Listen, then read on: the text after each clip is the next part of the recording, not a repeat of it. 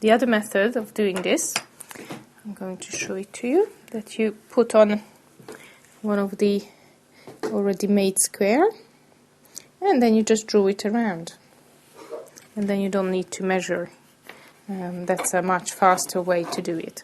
Of course, when you do it with your children and you would like to teach them how to measure, then it's better if you let them measure the exact size. After finishing it, you should put together all the pieces and to see if they are roughly the same size. It doesn't matter if they are not exactly the same. Of course, the more closer they are, the better, but this is perfect.